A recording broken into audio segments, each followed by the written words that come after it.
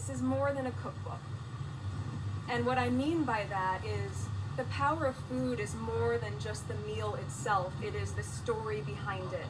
And when you get to know the story of the recipe, you get to know the person behind it.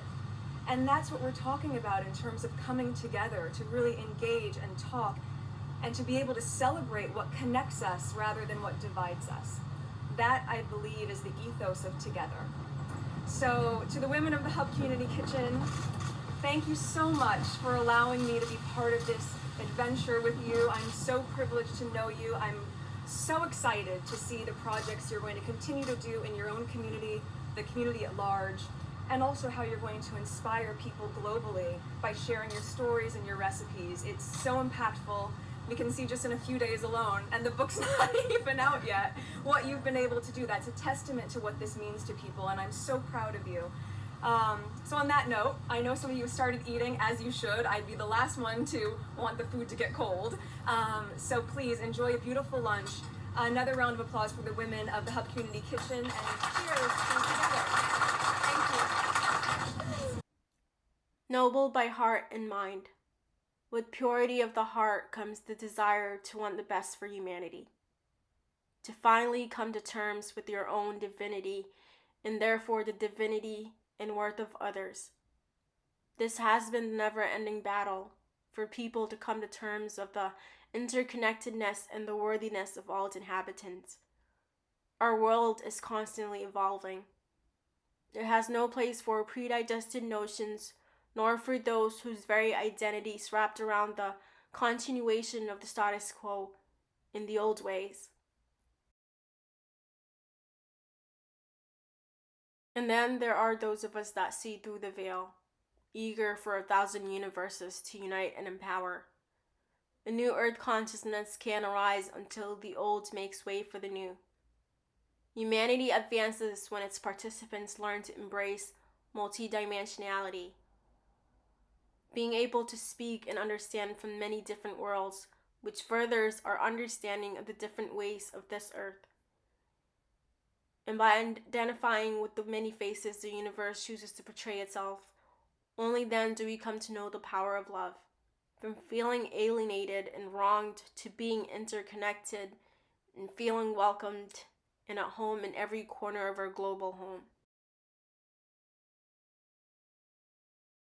So Meghan Markle happens to have her South Node in Aquarius. If I were to make one sentence to summarize the evolved Aquarian, is that these people have this great capability of acting in unselfish ways for the good of mankind. In a nutshell, they can become great instruments for progressive evolution on a wider scale. Not only are Aquarians known for being brainiacs, but they're very concerned about future human advancement and overall equality. The South Node in Aquarius influence was quite apparent in Meghan's early upbringing. For example, her letter to Procter and Gamble about the dish soap commercial, and her view that it was sexist. That Aquarius tendency, towards progressive thinking was apparent from the tender age of just 12. And then, just at the age of 13, she volunteers in a soup kitchen around downtown Los Angeles. Again, she volunteered in soup kitchens in Toronto around the time of filming Suits. In 2015, 2 years before she met Harry, she became a UN women's advocate for women's political participation and leadership. One thing I will say is that the meeting of Prince Harry gave Meghan a wider audience, but she's always had the humanitarian heart. I would, associate her selfless service to humanity to her Aquarian upbringing. In Meghan's own words, "My mother raised me to be a global citizen." So, from her Aquarian South Node standpoint, there was that earlier focus on progressive thinking, equality, and social reform. The thing with the South Node in Aquarius is that they're genuinely social. They love being a part of a larger cause in larger groups. So how does Meghan's North Node in Leo come in play? If there is anyone worthy of nobility, then it has to be the North Node in Leo individual. When I hear Meghan claiming, she tried really hard to fit in with the royals and please them, I wholeheartedly believe her.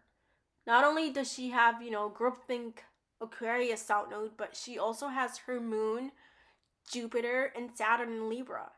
If the most basic traits of a Libra, then you know that Librans hate conflict. These people are people pleasers. They like harmonious relationships. Then comes the claim from the palace about Meghan making Kate cry, and the tabloids labeling her as Monster Meghan. Like, it shouldn't take a detective to realize the evil that is at work here. It just breaks my heart for her that, a lot of people actually buy into the swears and remarks. I believe in the truth of the stars.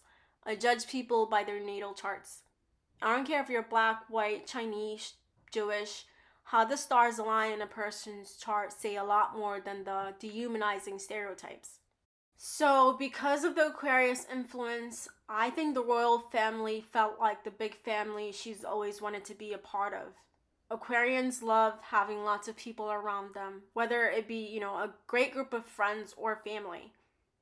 The North Node in Leo, much like North Node in Aries, you are learning in some ways to become your own champion and to emancipate from any authority. So, even though being a part of the great imperial family felt like home, she knew that in order to fulfill her destiny, she needed to break away and find her own voice and path. An institution is no place of survival for a North Node in Leo. Meghan was required to cease contact with not only her friends but her niece. She was told to relinquish her passport, and as an attempt to not overdo the other senior members, she wasn't allowed to wear color. I mean, this is an individual with the North Node in Leo, nonetheless. One of the paths in her destiny is to carve out, a strong sense of individuality, establish her own principles and goals. But you put Meghan in a very archaic and hierarchical firm that has, their own set ways. Plus, you have the British press that are in no way ready for progressive evolution.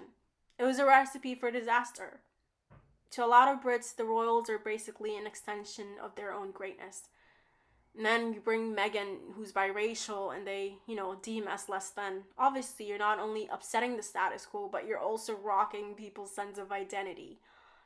And obviously, I'm not saying this rings true for every Brit because fortunately, there are people that have put themselves on the greater path. There are people in this world that understand that our greater human story has always been about the inclusion and the celebration of the all. But yeah, I come across so much unwarranted hatred towards Meghan Markle. But I believe in the power of the mighty lion.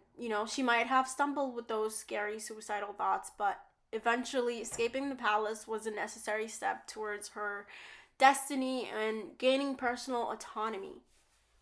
Maybe her Leonian heart, shines a bit too bright for those that are still lost in the dark, but I do believe it is in the power of Leo to still conquer and champion even in the most undesirable circumstances.